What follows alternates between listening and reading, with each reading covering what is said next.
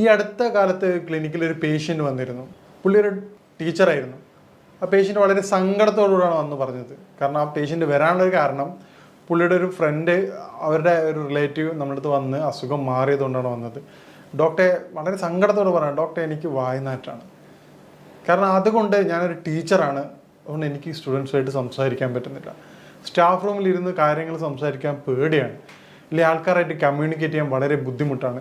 Doctor, ഞാൻ എല്ലാ mouth വാഷും എല്ലാ സാധനങ്ങളും റെഗുലറായിട്ട് ഉപയോഗിക്കുന്നതാണ്, വളരെ കൃത്യമായിട്ട് ഹൈജീനിക്കായിട്ട് പോകുന്ന ഒരു വ്യക്തിയാണ്, യാതൊരുവിധ ദുശീലങ്ങളില്ലാത്തൊരു വ്യക്തിയാണ്. എന്നിട്ടും ബ്രഷ് ഡെയിലി ഞാൻ ഫുഡ് കഴിച്ചാലും, ഇപ്പം സ്കൂളിൽ പോലും ബ്രഷ് കൊണ്ടാണ് പോകാറുള്ളത്, എന്നിട്ട് പോലും എനിക്ക് വായ്നാറ്റം വരികയാണ്. എന്താണ് ഡോക്ടർ അതിൻ്റെ കാരണം? ഞാൻ ആ പുള്ളിയോട് പറഞ്ഞു, ഇതിൻ്റെ വായ്നാറ്റത്തിൻ്റെ യഥാർത്ഥ കാരണം വരുന്നത് കേവലം വായിൽ നിന്നല്ല, അത് വയറുമായിട്ട് ബന്ധപ്പെട്ട ഒരുപാട് കാരണങ്ങളുണ്ട്. അതിൽ ഏറ്റവും പ്രധാനപ്പെട്ടത് വയറുമായി ബന്ധപ്പെട്ടതാണ് അതിൻ്റെ കാരണം. അപ്പോൾ ആ രൂപത്തിൽ വ്യക്തിയെ ട്രീറ്റ് ചെയ്യും, വളരെ എളുപ്പം തന്നെ പൂർണ്ണമായിട്ടും നമുക്ക് മാറ്റിയെടുക്കാൻ പറ്റും. ഞാൻ ഡോക്ടർ സയ്യിദ് മുഹസിൻ. ഇന്ന് നമ്മൾ സംസാരിക്കാൻ പോകുന്ന വിഷയം വായ്നാറ്റത്തിൻ്റെ കാരണം എന്താണ്, ഏത് തരത്തിൽ അത് നമുക്ക് പരിഹരിക്കാം, എന്തൊക്കെ രൂപത്തിൽ അത് വരാതിരിക്കാനുള്ള മുൻകരുതൽ എടുക്കാം എന്നാണ് സംസാരിക്കുന്നത്. വായ്നാറ്റത്തിൻ്റെ ഏറ്റവും പ്രധാനപ്പെട്ട കാരണം കൃത്യമായ രൂപത്തിലുള്ള ദഹനക്കുറവാണ്. ദഹനക്കുറവ് കാരണം വായ്നാറ്റുള്ള വ്യക്തികളെ നമ്മൾ പരിശോധിക്കുകയാണെങ്കിൽ 90% രോഗികളും അവർ കഫവുമായി ബന്ധപ്പെട്ട രോഗികളായിരിക്കും. അവർക്ക് കഫത്തിൻ്റെ ബുദ്ധിമുട്ടുണ്ടാവാറുണ്ട്. കഫത്തിൻ്റെ വർധനവ് ശരീരത്തിൽ ദഹന പ്രക്രിയ അത് വളരെയധികം വീക്കാക്കും.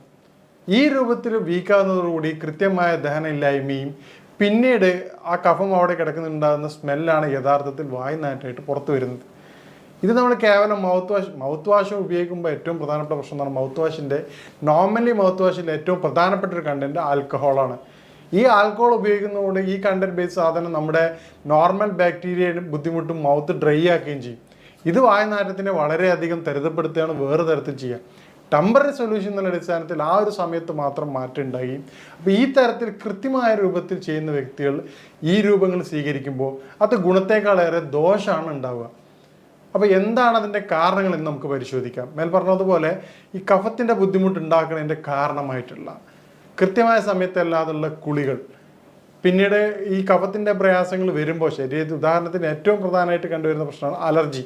ഈ ബുദ്ധിമുട്ടുള്ള ആൾക്കാർക്ക് ഒരു 70 to 80% പേഷ്യൻസ് പറയുന്ന ഡോക്ടർ എനിക്ക് തുമ്മലിൻ്റെ ബുദ്ധിമുട്ടുണ്ട്, അല്ലെങ്കിൽ എനിക്ക് മൂക്കൊലിപ്പിൻ്റെ പ്രയാസമുണ്ട്, തലവേദനയുണ്ട്, അസിഡിറ്റി പോലെ തന്നെ എനിക്ക് ഏറ്റവും പ്രധാനപ്പെട്ട ബുദ്ധിമുട്ടാണ് ഡോക്ടറെ വളരെയധികം കഫത്തിൻ്റെ, കാരണം തല കുനിക്കുന്ന സമയത്ത് തലക്കനം വരികയാണ്. അപ്പോൾ കഫത്തിൻ്റെ ബുദ്ധിമുട്ട് എന്തൊക്കെയാണ് ശരീരത്തിൽ കാണിക്കുന്നത് ആ എല്ലാവിധ ലക്ഷണങ്ങളും ആ വ്യക്തി പറയുകയാണ്.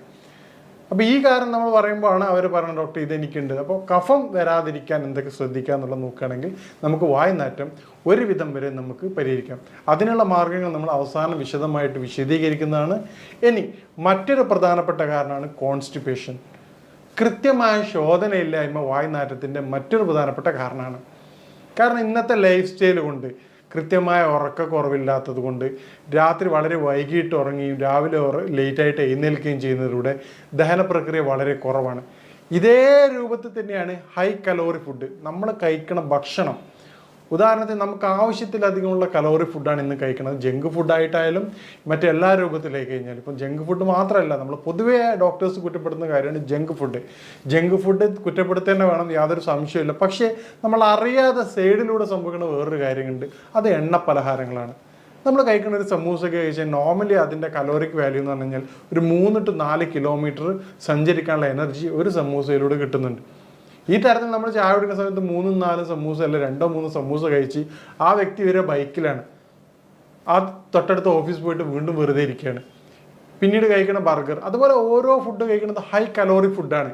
ഇത് നമ്മുടെ ബാലൻസിങ് ഇൻ ആൻഡ് ഔട്ടിൻ്റെ റേഷ്യോ യാതൊരുവിധ പൊരുത്തപ്പെടാത്ത രൂപത്തിലേക്ക് മാറുകയാണ്. ഇത് നമ്മുടെ ഫുഡ് സ്റ്റൈൽ മാറുന്നതോടുകൂടി കൃത്യമായ ഫിസിക്കൽ മൂവ്മെൻറ്റ്സ് ഇല്ലാത്ത അവസ്ഥ, നേരത്തെ പറഞ്ഞ പോലെ സഡൻഡറി ലൈഫ് സ്റ്റൈലിൻ്റെ കാരണമായിക്കൊണ്ട് വൈകി ഉറങ്ങി എഴുന്നേൽക്കുന്ന വ്യക്തി രാവിലെ കുളിച്ച് എഴുന്നേറ്റ് ഉടനെ ബൈക്കോ കാറോ എടുത്തിട്ട് ഓഫീസിലേക്ക് പോവാണ്. പിന്നീട് ഇതേപോലെയാണ് വൈകിട്ട് വരുന്നത്.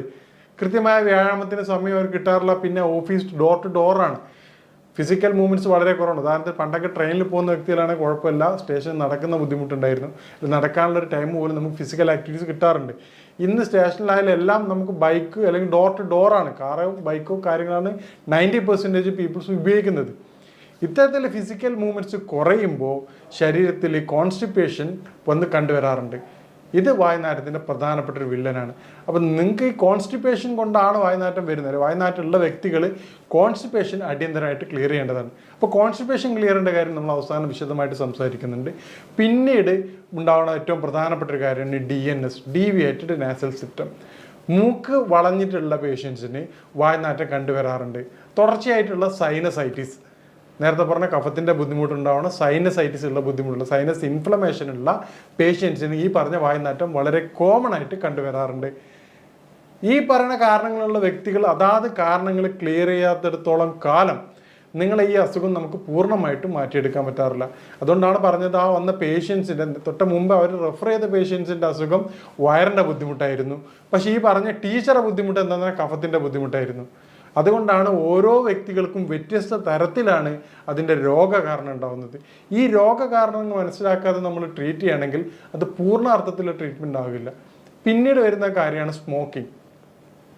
സ്മോക്കിങ് വായുനാറ്റത്തിൻ്റെ ഒരു പ്രധാനപ്പെട്ട ഘടകമാണ്. കാരണം അത് കൃത്യമായിട്ടുള്ള ഗ്യാസ്ട്രിക് പ്രോബ്ലം ക്രിയേറ്റ് ചെയ്യും. അത് പിന്നീട് ഇൻഡൈജഷനിലേക്ക് മാറുകയും ചെയ്യാറുണ്ട്.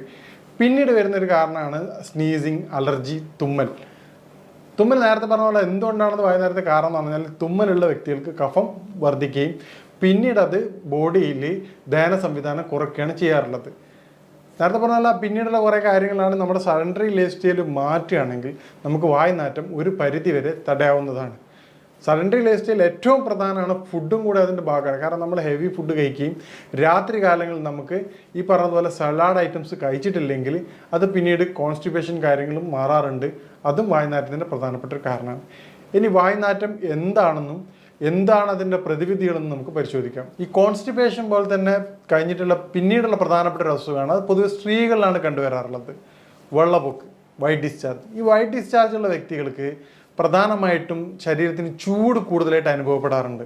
ഈ ചൂട് അനുഭവപ്പെടുമ്പോൾ അത് ശരീരത്തിൻ്റെ ദഹന പ്രക്രിയ വളരെയധികം വീക്കാക്കാറുണ്ട്. ഇതാണ് ഇൻഡൈജഷനായിട്ട് മാറുകയും പിന്നീട് വായുനാറ്റം. ചില പേഷ്യൻസ് പറയാറുണ്ട്, ഡോക്ടറെ സങ്കടത്തോടുകൂടെ പറയാം, ഡോക്ടറെ എൻ്റെ മകളും പിന്നെ ഭർത്താവൊന്നും എന്നോട് ഈ പ്രശ്നം പറഞ്ഞിട്ടുണ്ടായിരുന്നില്ല, എൻ്റെ കൂടെ ജോലി ചെയ്യുന്നവരാണ് ഈ പ്രയാസം പറഞ്ഞത്. അപ്പോൾ എനിക്ക് പറയാനുള്ളത്, നിങ്ങളെ വീട്ടിലുള്ള ആൾക്കാർ പറഞ്ഞ് സപ്പോർട്ട് ചെയ്യേണ്ടതാണ്. കാരണം പുറത്തുനിന്നുള്ളൊരു വ്യക്തിയെ പറഞ്ഞ് അറിയിക്കുമ്പോൾ അവർക്ക് വളരെയധികം പ്രയാസം ഉണ്ടാവാറുണ്ട്. മേൽപ്പറഞ്ഞ കാരണങ്ങൾ നമ്മൾ പരിശോധിക്കുകയാണെങ്കിൽ നമുക്ക് വായുനാറ്റം എന്നുള്ള കാര്യം നമുക്ക് പൂർണ്ണമായിട്ടും മാറ്റിയെടുക്കാവുന്നതാണ്. ഇനി എങ്ങനെ നമുക്ക് വായുനാറ്റങ്ങൾ നേരിടാം എന്നുള്ളതാണ്. വായുനാറ്റത്തിൻ്റെ ഏറ്റവും പ്രതിവിധിയായിട്ട് പറഞ്ഞത് കാരണങ്ങളാണ്. ഉദാഹരണത്തിന് ഇപ്പം വ്യത്യസ്തമായ രൂപത്തിലാണ് അതിൻ്റെ എഫക്റ്റ് ചെയ്യണത്. നേരത്തെ പറഞ്ഞ ഏറ്റവും പ്രധാനമായിട്ട് കാരണം കഫത്തിൻ്റെ ബുദ്ധിമുട്ടാണ്. ശരീരത്തിൽ കഫത്തിൻ്റെ പ്രയാസമുള്ള വ്യക്തികൾ, ഓരോ വ്യക്തികൾക്കും നേരത്തെ പറഞ്ഞ കാരണം കൃത്യമായിട്ട് നിങ്ങൾ ഐഡൻറ്റിഫൈ ചെയ്യേണ്ടതാണ്. എന്നാൽ മാത്രമേ ഇത് നമുക്ക് പൂർണ്ണമായിട്ട് പരിഹാരം ലഭിക്കുകയുള്ളൂ. അപ്പോൾ കഫത്തിൻ്റെ ബുദ്ധിമുട്ടുള്ള പേഷ്യൻ്റ് ആണെങ്കിൽ അവർ കൃത്യമായിട്ട് ചെയ്യേണ്ടത്, രാവിലെ വെറും വയറ്റിൽ 1/2 ടീസ്പൂൺ തേനിനകത്ത് ഒരു 1 ഗ്രാം ചുക്ക് നിർബന്ധമായിട്ട് കഴിക്കേണ്ടതാണ്. അതുപോലെ തന്നെ പിന്നെ നമ്മുടെ കുളിയുടെ സമയം കൃത്യമായിട്ട് പരിശോധിക്കേണ്ടതാണ്. 11 മണിക്ക് ശേഷം തല കുളിക്കാതിരിക്കാൻ പ്രത്യേകം ശ്രദ്ധിക്കണം. ഈ 2 കാര്യങ്ങൾ ചെയ്യുന്നതിലൂടെ കഫത്തിൻ്റെ ബുദ്ധിമുട്ടുള്ള വ്യക്തികളുടെ പ്രയാസങ്ങൾ നമുക്ക് ഒരു പരിധി വരെ തടയാൻ സഹായിക്കാറുണ്ട്. ഇതുപോലെ തന്നെ അവർ ഉപയോഗിക്കുന്ന വെളിച്ചെണ്ണ, ഏത് ഹെയർ ഓയിൽ ഉപയോഗിക്കുകയാണെങ്കിലും അതിൽ 1-2 വെളിച്ചെണ്ണയിൽ 1-2 കുരുമുളക് കൂടി ഇട്ടതിന് ശേഷം ഉപയോഗിക്കുകയാണെങ്കിൽ അത് കഫത്തിൻ്റെ ഇറക്കം വളരെ ഫലപ്രദമായിട്ട് തടയാൻ സഹായിക്കുന്നതായിട്ട് കണ്ടുവരാറുണ്ട്.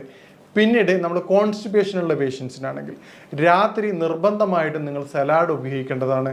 അതുപോലെ തന്നെ നിങ്ങൾ സലാഡിൻ്റെ ഒപ്പം തന്നെ കക്കരി, പപ്പായ എന്നീ ഫ്രൂട്ട്സുകൾ ഉപയോഗിക്കുക. ഒരു വ്യക്തിക്ക് എന്ത് ഭക്ഷണം കഴിച്ചാലാണോ ദഹനത്തിന് സഹായിക്കുന്നത് ആ ഭക്ഷണ സാധനങ്ങൾ നിർബന്ധമായി ഉൾപ്പെടുത്തേണ്ടതാണ്.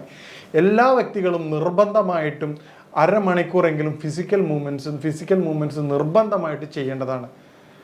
കാരണം ഫിസിക്കൽ മൂവ്മെൻറ്റ് ശരീരത്തിൻ്റെ വളരെയധികം അത്യാവശ്യമായിട്ടുള്ള ഘടകമാണ്. ഇന്നത്തെ എല്ലാ ലൈഫ് സ്റ്റൈൽ ഡിസോർഡേഴ്സിൻ്റെയും അടിസ്ഥാന കാരണം ഫിസിക്കൽ മൂവ്മെൻറ്റ്സിൻ്റെ കുറവാണ്. പിന്നീട് നമുക്ക് ചെയ്യാൻ പറ്റുന്ന കാര്യമാണ് നേരത്തെ പറഞ്ഞ പോലെ വൈറ്റ് ഡിസ്ചാർജ് ഉള്ള സ്ത്രീകളിൽ, വയറിന് ബുദ്ധിമുട്ടുള്ള സ്ത്രീകളിൽ നമുക്ക് ചെയ്യാൻ പറ്റുന്ന കാര്യമാണ് തേൻ നെല്ലിക്ക. വയറിൽ ചൂട് കുറച്ച് തണുപ്പാക്കി മരുന്ന്, തൈര് ധാരാളം ഉപയോഗിക്കാവുന്നതാണ്.